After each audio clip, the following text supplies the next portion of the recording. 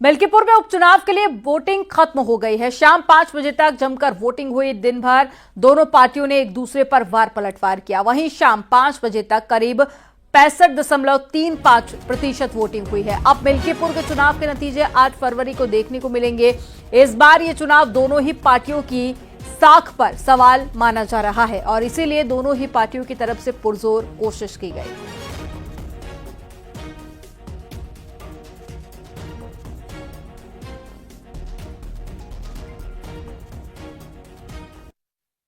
हमें देवतुल्य जनता पर यकीन है, जिसने मुझे 35,000 वोट से जिताया है, जिसने मुझे इस लोकसभा में जिताया है। ये हमारे संसदीय क्षेत्र का पार्ट है मिल्कीपुर, तो हमें उन पर भरोसा है और उनका भरोसा हमारे पे है, हमारा भरोसा।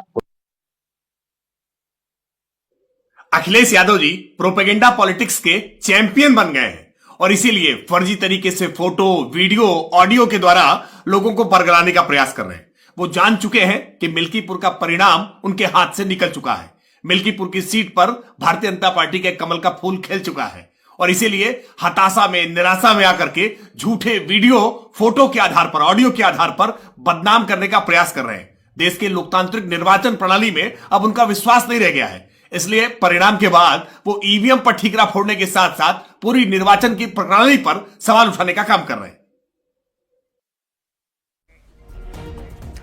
मिल्कीपुर चुनाव को लेकर अखिलेश यादव पर मंत्री ओपी राजभर ने पलटवार किया। मिल्कीपुर उपचुनाव में बुर्का हटाकर ट्रैकिंग के आरोप पर ओपी राजभर ने कहा कि वोटर आईडी कार्ड से मिलान किया जाता है। चुनाव आयोग निष्पक्ष रूप से चुनाव करा रहा है। अखिलेश यादव क्या चाहते हैं कि उन्हें ही चुनाव आयोग रिटर्निंग ऑफिसर बना दे।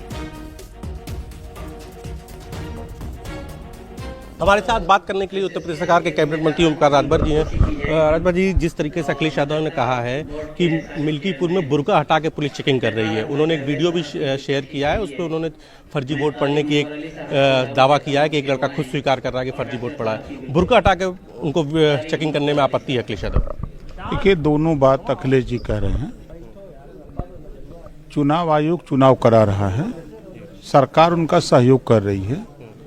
निष्पक्ष चुनाव कराने के लिए चुनाव आयोग कटिबद्ध है, हम लोग भी कटिबद्ध हैं, सरकार भी। मेरी आवाज पहुंच रही हो और उनके आरोप निराधार हैं।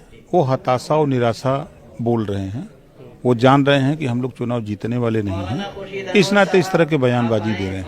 बुर्का हटा के चेकिंग करने में क्या आपत्ति है अखिलेश यादव जी? अगर पुलिस का अखिलेश जी से पूछिए ना, कि हमसे पूछ रहे हैं। अखिलेश जी से पूछिएगा। जब परिचय पत्र दिया जाता है तो परिचय पत्र का मिलान होता है, तो उसमें क्या दिक्कत है उनको? अब उन्हीं को रिटर्निंग अफसर बना दिया जाए और यदि वो चाहते हैं तो।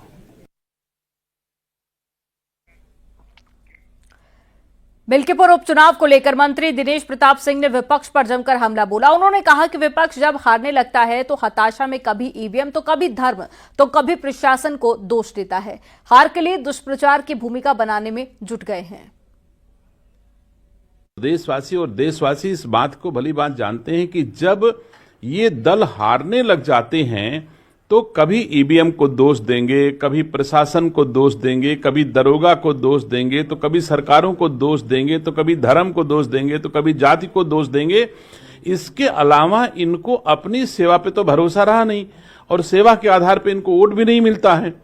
तो मैं समझता हूं कि अब ये हताशा में जो आरोप प्रत्यारोप लगा रहे हैं, उन्हें महसूस हो रहा है कि मैं हार रहा हूं और हारने के बाद मुझे क्या दुष्प्रचार करना है, उसी की भूमिका बनाने का प्रयास कर रहे हैं बस।